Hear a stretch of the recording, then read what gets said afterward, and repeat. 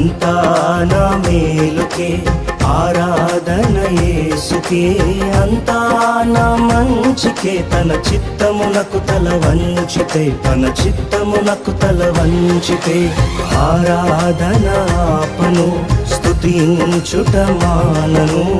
ఆరాధన ఆపను, స్తుతించుట మానను, స్తుతించుట మానను.